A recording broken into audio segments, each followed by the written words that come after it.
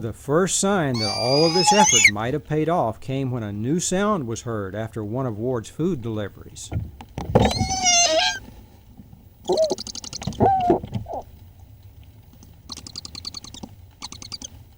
When June starts making that chattering sound, it usually signals that an egg is about to hatch.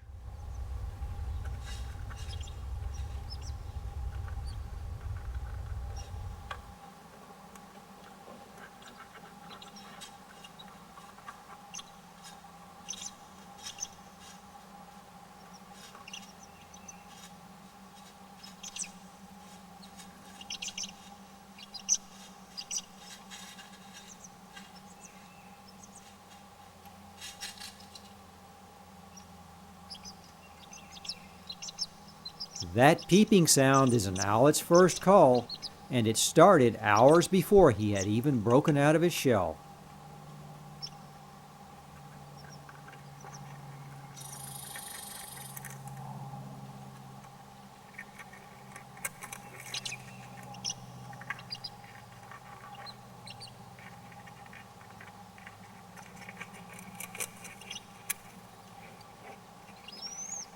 If you listen closely, you'll also hear the wheezing sound that an owlet uses to call for food.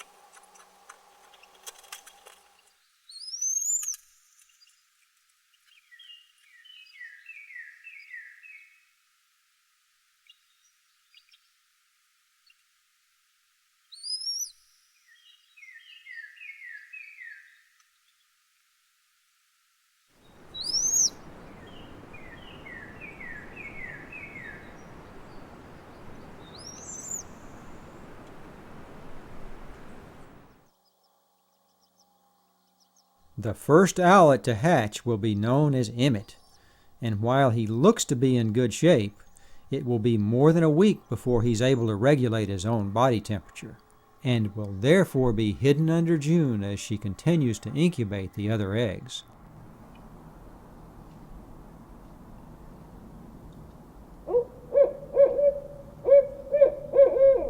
Ward will now have the added responsibility of assuring that there's food in the nest at all times so that June can feed Emmett every couple of hours.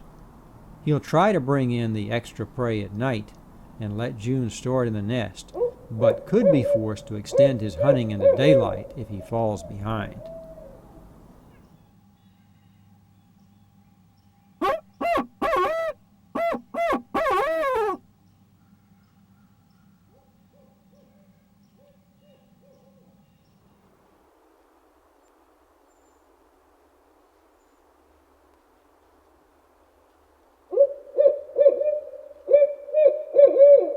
As Ward and June exchanged hoots many times over the next 3 hours, there were some remarkable developments taking place on the nest box floor. The wet, downy feathers that had been plastered to Emmett's body are now dry and fluffy, and a second owlet can be seen peeping out from behind the remaining egg. This new owlet, who will be known as Abigail, is already hungry and is wheezing for food.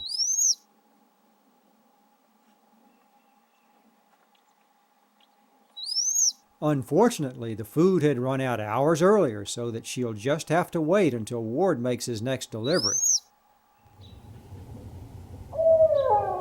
While daylight deliveries are rare, it sounded like they were in luck when June heard this wailing call outside the nest.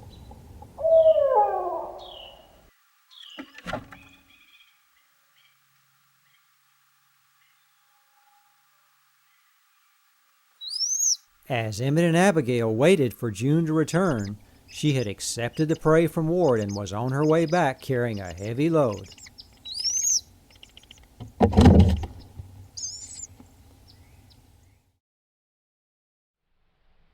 A slow-motion look shows just what went wrong. June was carrying the prey in her left foot when she missed the rail with her right foot and crashed to the ground, where she disappeared into the underbrush. The owlets were now huddled together to try to keep warm, but their prospects did not look good when June failed to return right away. Ward looked on with concern, but there was nothing he could do to help. While he's an excellent provider, he never enters the nest when the owlets are there, and would not have a clue as to how to feed them.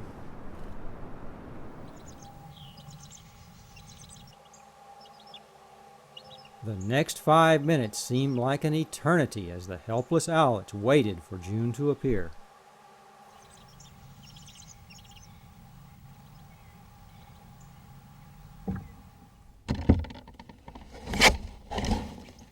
Somehow she had managed to recover and appeared to be in good shape as she landed in the doorway. This time she had taken no chances. She carried the large bird in her beak so that both feet were free to land safely in the doorway.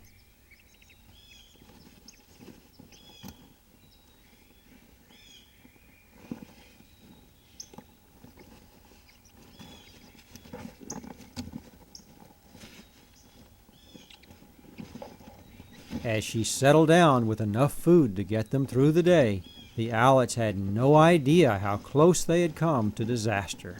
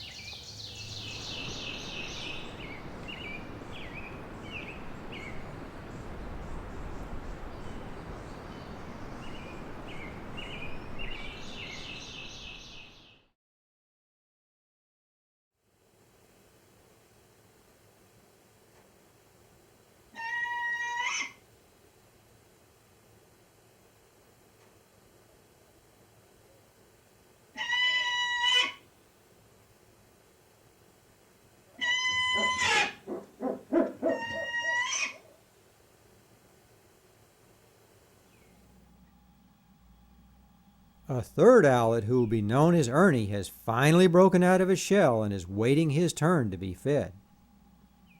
That's Ernie on the right, and he'll have to prove himself by gobbling down the food when his turn comes. The white spikes near the tips of the owlet's beaks are called egg teeth. They were used to help the owlets break through the shell and should drop off in the next couple of days. It was a little too much for Ernie to swallow this time, but he'll be given other opportunities for as long as Ward continues to bring in enough food.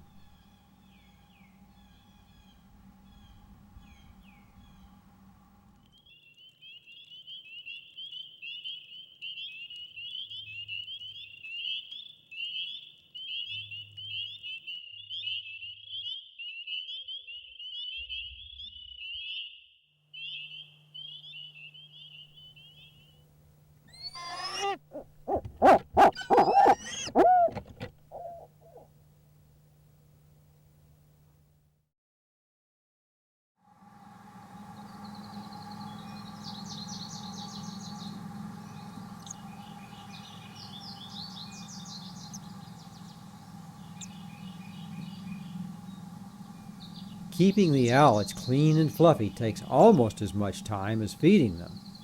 June spends hours each day preening their tiny feathers as they signal their approval with this frenzied twittering sound.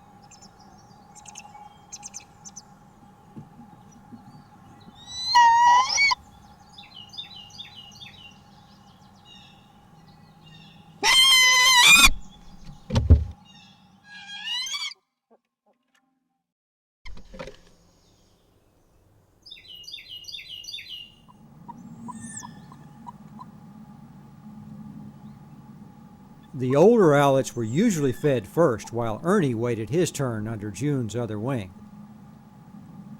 Emmett was the most aggressive of the older owlets and sometimes attempted to push Ernie even further away.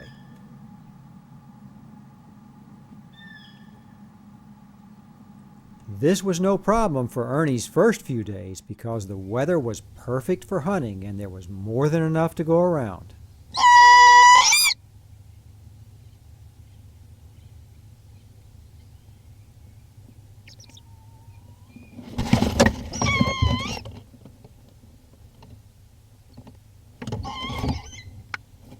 The minute June leaves the nest, the owlets start wrestling for the best feeding position. As usual, Ernie has lost the battle and is buried under the pile, while Abigail is so hungry she's trying to eat the wood chips.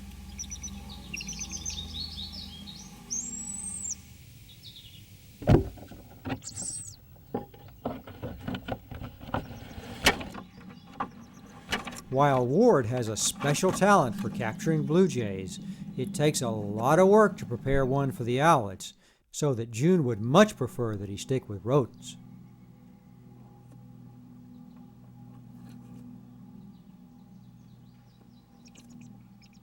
Ernie would help if he could, but he'll just have to wait until the meal is ready.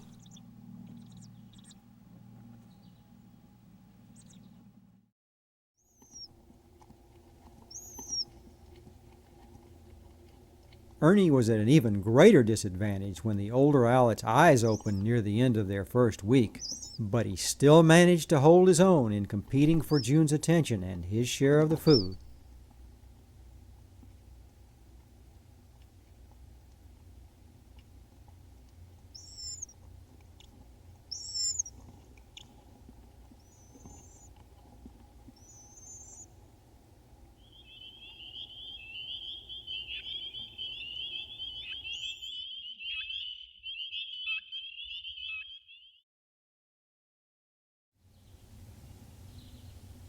While June usually waits for Ward to announce his arrival, she occasionally loses patience and goes out looking for him.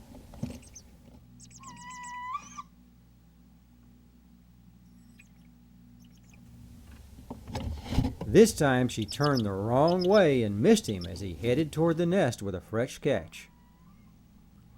What would happen if Ward arrived at the nest and found the owlets alone?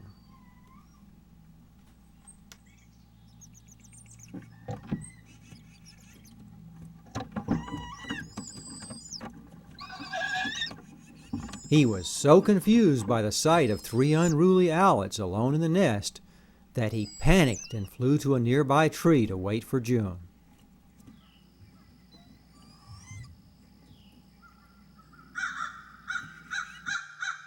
A minute later, when June was chased back to the nest by a flock of crows, she had a very difficult decision to make. As the crows closed in, Ward refused to come to the nest. Would she duck safely inside the nest to protect the owlets, or go out and retrieve the much-needed meal?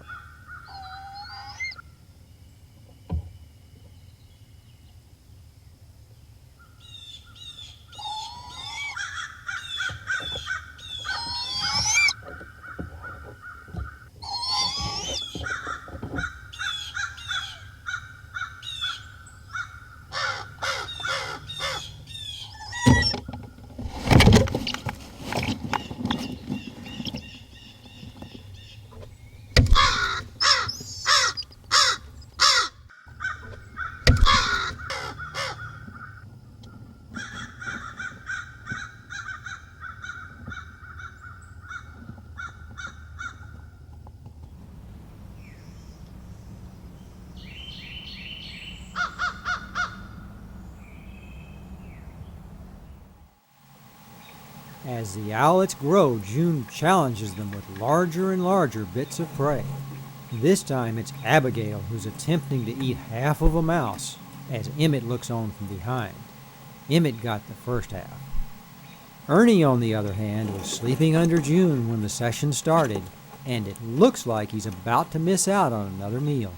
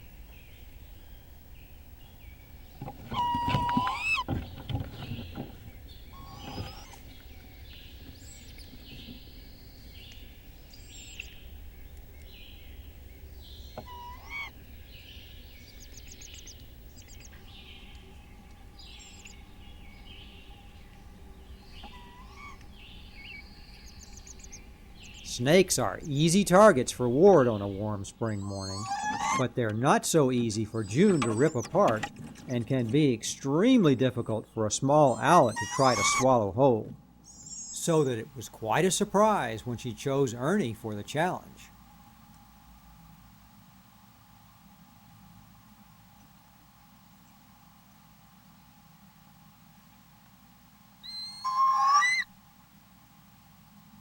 Ernie could see that June was poised to take it back and give it to one of the older owlets, and was determined to show her that he could handle it.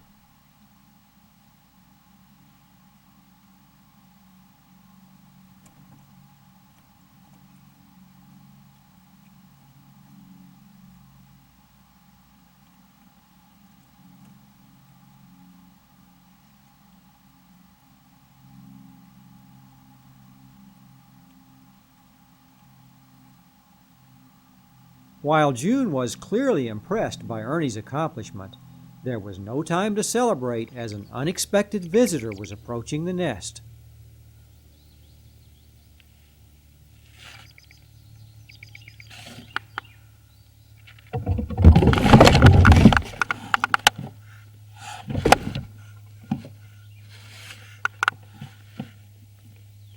It's easy for June to capture a squirrel when she has the element of surprise on her side, but on this occasion the squirrel seems to think that it has the advantage.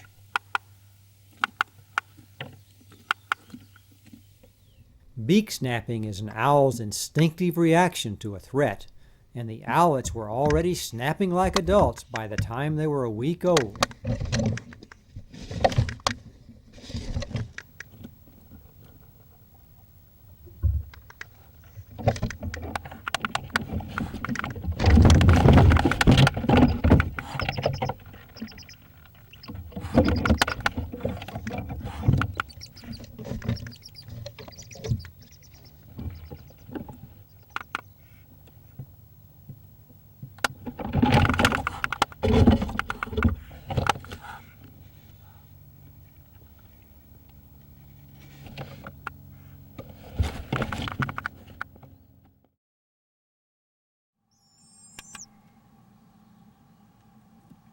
June would have gone after the squirrel if she'd been hungry enough, but with plenty of food in the nest, there was no need to make the effort.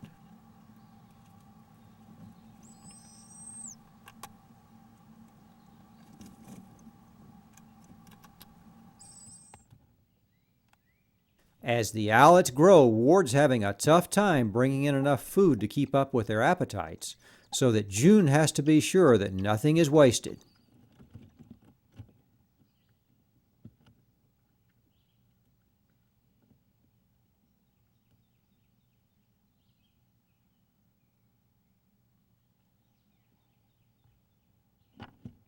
Ernie was still the last to be served and waited under June for anything that the older owlets didn't eat.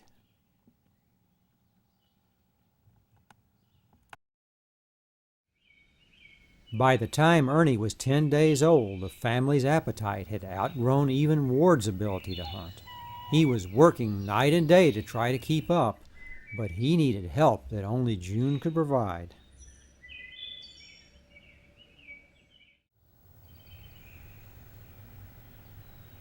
Even though the owlets are now old enough to get along without brooding, June has refused to leave the nest for long enough to do any serious hunting.